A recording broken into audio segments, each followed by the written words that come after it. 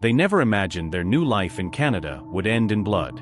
Danusha Wickramasinghe had barely begun building a home in Ottawa, a quiet street, a rented townhouse, nothing flashy, just safe. Peaceful. That was all he wanted for his family. His beloved wife. His 2 precious daughters. And a close family friend, Gamini Amarak, who had just come to visit. They shared laughter, warm meals, dreams of the future. No one could have guessed what would come next. But in the dead of night, on a chilling winter evening, peace was shattered.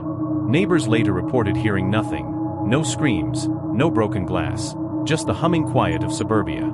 Inside, a storm raged. When police arrived, summoned by a panicked 911 call, the scene was like something from a nightmare. 4 people. All dead. 1 man, barely clinging to life, covered in blood that wasn't just his. Danusha Wickramasinghe had survived the unimaginable. The accused? A 19-year-old international student. Fabio De-Oliveira. He had been staying in their home. Welcomed as a guest. Treated as family. But something went wrong. Horribly wrong. And now, the question wasn't just why, but how. The funeral came days later. Grief hung thick in the air. The kind of grief that doesn't wail, it sinks. Collapses the chest. Destroys language. Makes silence unbearable. With his body still healing, Danusha sat surrounded by mourners.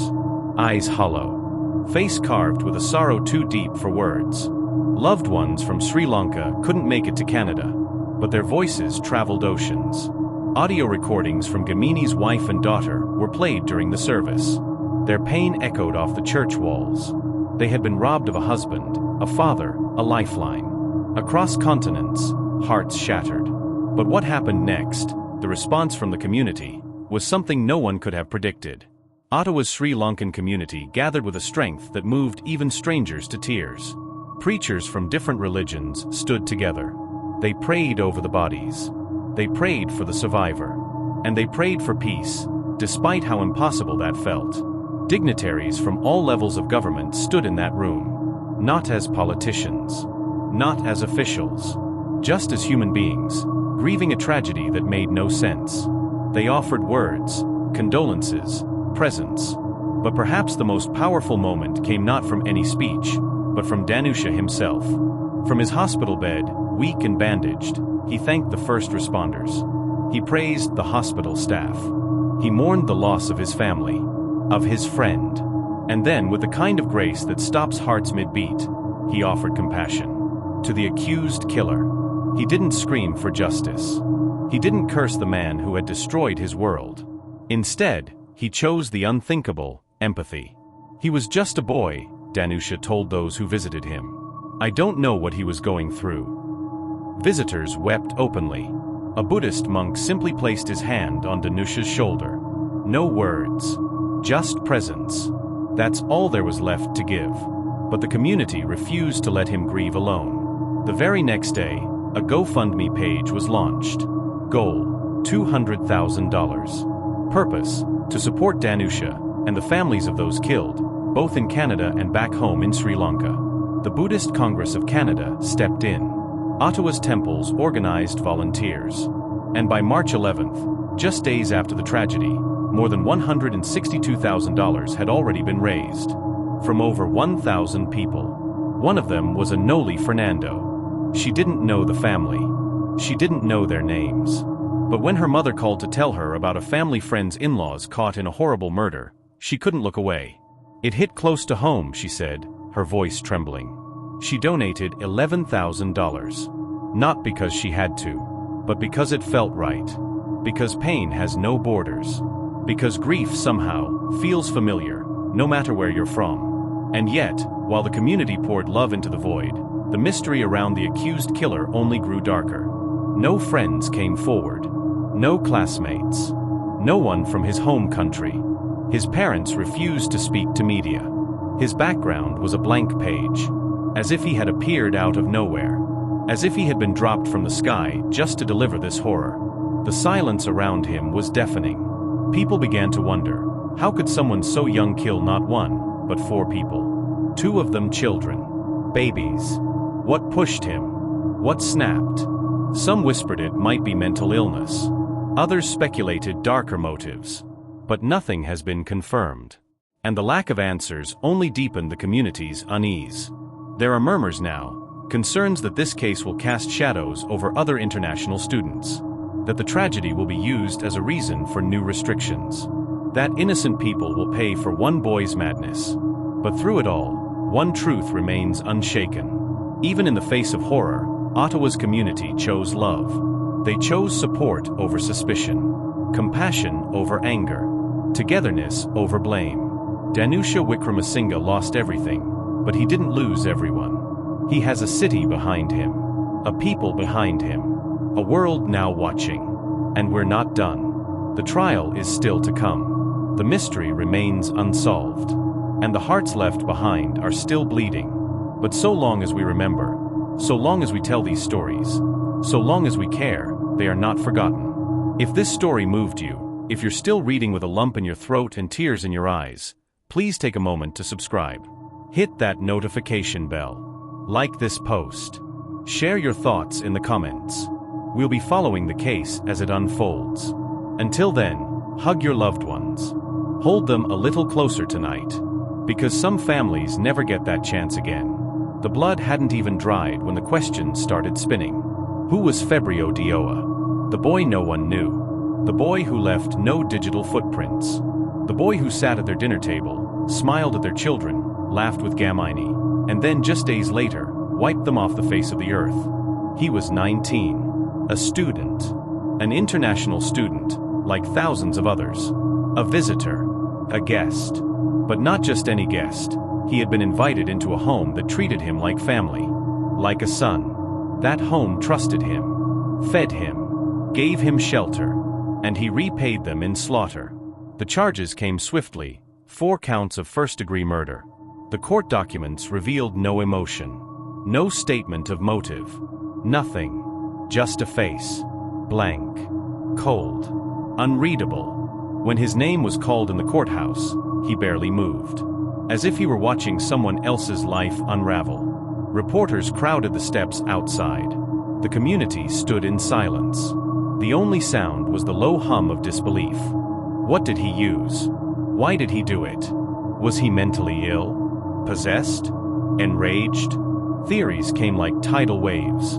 But facts? They were few. The only thing the public knew was this: the weapon was a knife. And the attack was personal. Brutal. Relentless. It wasn't rage, it was intent. First degree. Premeditated. So again we ask, why? Danusha's relatives began speaking softly to the press. He showed no signs, one said. He was quiet, but polite. He wasn't dangerous. But then came a whisper. From someone close to the family. Someone who said they had noticed something off about Febrio in the days before the killings. He was withdrawn. Twitchy. Avoiding eye contact. One of the girls, just 5 years old, had even told her mom, "Uncle Febrio looks scary today." They brushed it off. Now they'll never forget it. As the investigation deepened, the Ottawa police turned the townhouse upside down. Computers seized. Phones bagged. Journals taken. Whatever secrets Febrio had, they were somewhere inside that house. But this wasn't just a local tragedy anymore. International news outlets picked it up. BBC, Al Jazeera, Toronto Star. Sri Lanka's media flooded the streets with interviews. Danusha became a quiet hero. And Febrio, a national stain. The embassy scrambled. Officials gave cold, sanitized condolences. But the people? They were furious. How could this happen? The question echoed around the globe. Meanwhile, the court process moved forward. Slowly. Painfully. Every appearance of Febrio was like pulling off a scab. Danusha, still in recovery, appeared on video call during one hearing. His eyes sunken. His jaw clenched. He didn't speak. He just watched. He watched the boy who destroyed his world stand up, nod to the judge, and say only 2 words. Not guilty. A gasp broke in the courtroom. Someone sobbed. Another cursed under their breath. But Danusha didn't flinch. He didn't need a confession to know the truth. He had seen it with his own eyes. Back at home, memorials continued. Paper lanterns, teddy bears, crayons, notes from school children. "We miss you already, Angeli. You were our sunshine. I'll never forget your laugh." And through it all, Danusha stayed silent. Until one night, he posted a message. Just 6 lines, handwritten, photographed on his hospital bed. "To the community, thank you. To those who've cried with us, you are not alone. To the boy who did this, I hope you find peace. I lost everything, but I still have breath, and I will use that breath to live for them. Always, D." The post went viral. Tens of thousands shared it, commented, prayed. People donated again. Others visited the crime scene with flowers and letters. Some strangers just stood outside the house frozen, not knowing what to say, only knowing they had to be there. But the pain hadn't peaked yet, because there was one more twist. An anonymous source, someone inside the police department, leaked that Febrio had written a note before the killings. Scribbled. Angry. Confusing. Some parts were allegedly religious. Others sounded paranoid. There was talk of betrayal, of evil in the home. One line read, "They smile, but their souls are dirty. I will cleanse them." It was signed, Messenger. The leak wasn't confirmed, but it lit a fire under the story. Was this boy radicalized? Delusional? Possessed by something darker than depression? The court sealed his psych evaluation. No one knows what they found. But now the public is watching. Closely. Restlessly. Waiting for answers. For justice. For closure, if such a thing even exists after something like this. And Danusha? He still visits the graves. Every week. Flowers. Photos. Letters. He speaks to them in Sinhala. "Amma, my babies, wait for me. Just wait." The trial date is approaching. And with it, a reckoning. If this story has held your breath hostage, if your heart aches for the truth, stay with us. Subscribe. Follow the updates. Comment below. This isn't over. Not by a long shot. The courthouse was silent the day the trial began. No yelling. No media frenzy. Just a sick, heavy quiet. People didn't come to hear a drama. They came to face the unimaginable. Febrio Dioa walked in, dressed in gray, chains on his wrists. His face? Still unreadable. A mask. Not even a flicker of regret. Across the room, Danusha sat quietly, flanked by relatives and supporters from the Sri Lankan community. His body still healing. His heart shattered beyond repair. But his eyes? Steel. He came to watch the truth speak. The prosecution laid out the nightmare, how Febrio waited until midnight, how he moved from room to room with a knife, how he slaughtered the mother, then turned on the sleeping children. How Gamini tried to fight back. How Febrio didn't hesitate. Every detail burned into the courtroom like fire on paper. There was no doubt he did it. The evidence was overwhelming. Blood, DNA, the knife, the wounds. But the question that still hung in the air? Why? His defense team painted a picture of mental illness, of trauma, of psychosis. They brought in psychiatrists who claimed Febrio had been hearing voices, dark voices, violent urges. They called it acute paranoid schizophrenia. They pleaded for understanding, for mercy. But mercy doesn't bring back the dead. And Danusha, he didn't cry. He didn't flinch. He just stared at the boy who turned his life into ash. "I don't hate you," he had said before, "but I will never forget." The judge listened. The jury deliberated. And after hours of tense silence, guilty. On all counts. No chance of parole for 25 years. Justice? Maybe. Closure? Not quite. Nothing could balance the scale when 3 innocent children and a loving mother were gone forever. As the verdict rang through the courtroom, a quiet gasp rippled through the audience. Some wept. Some nodded. Danusha bowed his head and whispered something in Sinhala under his breath. Then he walked out. Not in rage. Not in relief. Just in the slow, solemn pace of a man carrying grief that weighs more than his own body. Outside the courthouse, the cameras were waiting. Danusha gave only one sentence. May no one ever feel what I feel. May this never happen again. The aftermath rippled beyond Ottawa. Conversations erupted across Canada about mental health, background checks for international students, support systems for host families. People began rethinking what it means to invite someone into your home. But the deeper pain? It stayed in the hearts of those who knew the Wickramasinghe family.